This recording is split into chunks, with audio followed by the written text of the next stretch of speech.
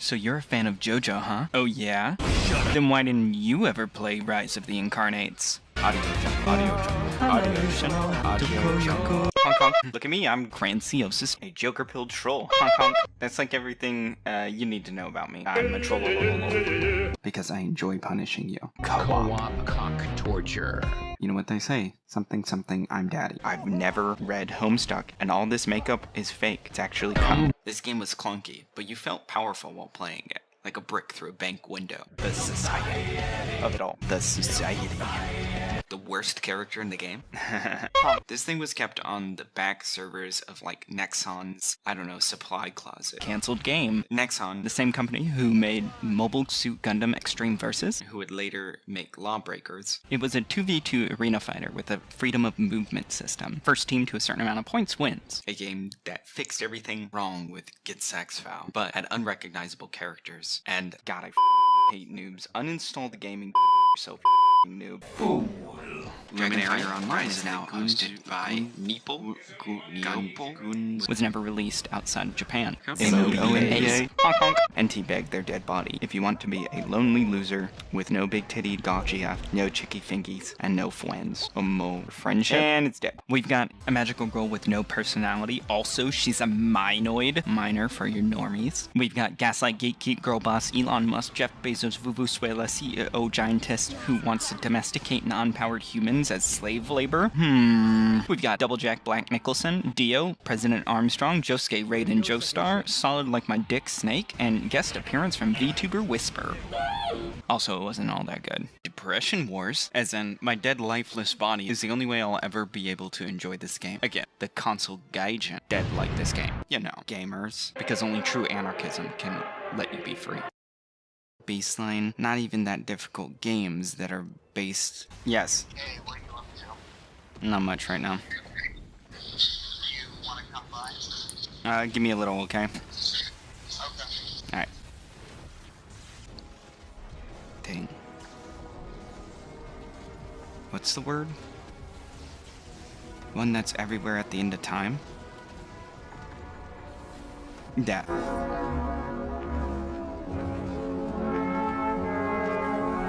And I hate leaving things unfinished. My friend may have also gotten either I got it from them or they got it from me.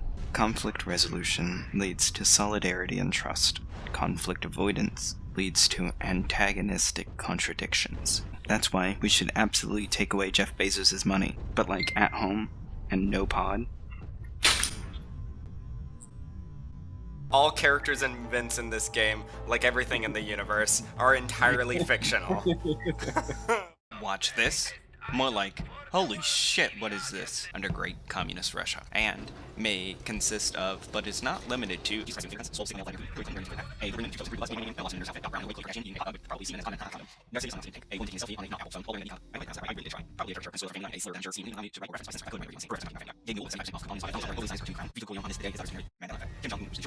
So, are you sick of boring shows on TV? Do you want more blood? More violence? More state-approved captivity? Then overthrow capitalism and get off your lazy ass. Because watch this isn't worth shit.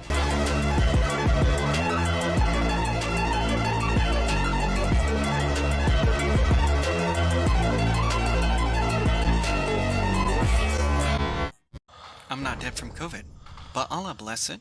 It would have been much better to end my suffering. So funny that you and I made that joke. Oh really? That SCP did first, then Doctor Who, then Marble Hornets. Yeah, that thing. And then I gotta get this guide from Dead Cow Fucker. And it ended up being a malignant tumor. And I made that joke because I misspelled being as benign, which is cool. Anyway, this game is cancer. Hi. Can I help you? Yeah, can I have a dozen red roses, please? Oh, hi, Johnny. I didn't know it was you. Here you go. That's me. How much is it? It'll be $18. Here you go. Keep the change. Hi, doggy. You're my favorite customer. Oh yeah, I do have one more thing to say. Hashtag rhythm forever. Fuck you too. Atlanta, Sector 11, Building 71G, 7 April 2072, 11:13 p.m. System shock. More like I'm suddenly shocked out of the fantasy of having had a MS-DOS when I was a little kid. Not that I can time travel, nor will humans ever be able to time travel. But honestly, that's for the best. In a reality where time travel could exist, we would see a future, like the one in this game, come to fruition. In an effort to prove Roku's Bassilisk to be true, Shodan is awakened by our protagonist / player character and takes control of the space station she essentially runs, coming through as the most effective villain since Moo from Monster Rancher.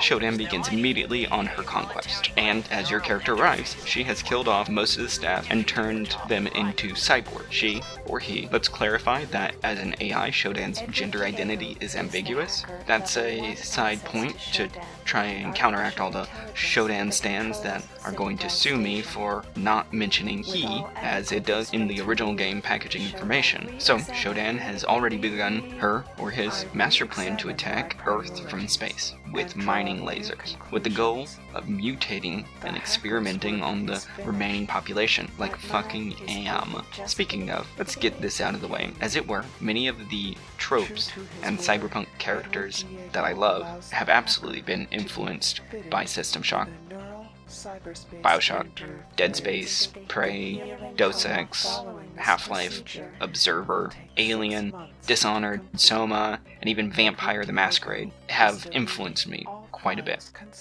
Shodan is great. Every time you stop her from taking over, she has already moved on, abandoned a project just to get ahead of you. It's fun to think about how this is the opposite of the anime trope, where the villain is playing 4D chess and is always several steps ahead of our Gary Stu. Shodan is playing 4D chess against someone so brain dead, random, and unpredictable that they have to play a different game in order to get ahead of the protagonist. That, or Shodan is just having executive dysfunctions.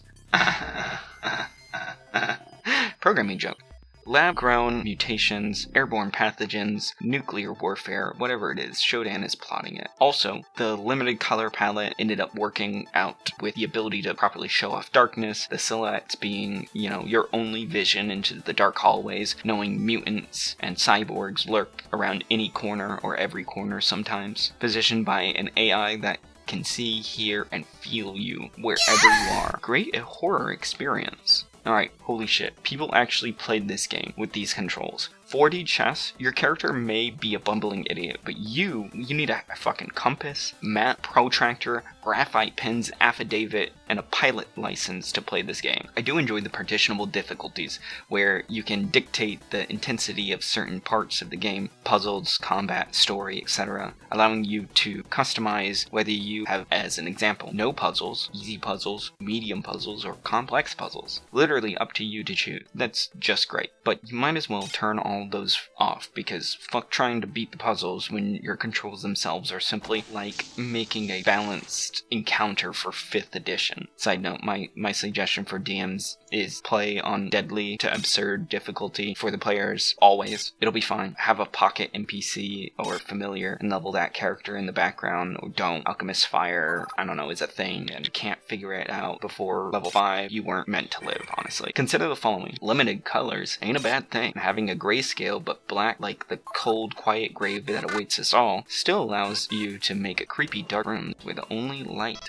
may be several hallways away from you. I didn't miss MIDI music until now, and holy fuck, just listening to this dope ass Medical Bay song, like, what the fuck? Can I get someone to do a metal cover of the Medical Suite's like original soundtrack? It'd be fucking lit. The final hot bit of praise I'll give this game. Now, I know I'm not giving it a recommended. YouTube exists, which means you can watch a long play of the game, and technically, unless you're such a die-hard fan, you're willing to go and buy the original discs or whatever, you can't purchase the classic System Shock on Steam or anything as far as I'm aware. Best you can do is buy the Enhanced Edition, which may or may not come with a Classic Edition copy in it. There's no reason to actually play the Classic Edition anymore. There is also not a Steam page for the Classic Edition. The thing is, it goes down to just the controls. Having not not grown up with it, there is no magic for me to find. All I see is me moving backwards when I want to move forwards, me relying mostly on the mouse, my body crunched up on the right side of the keyboard, and a keyboard setup worse than the setup that QWERTY already is. Everyone go learn Dvorak.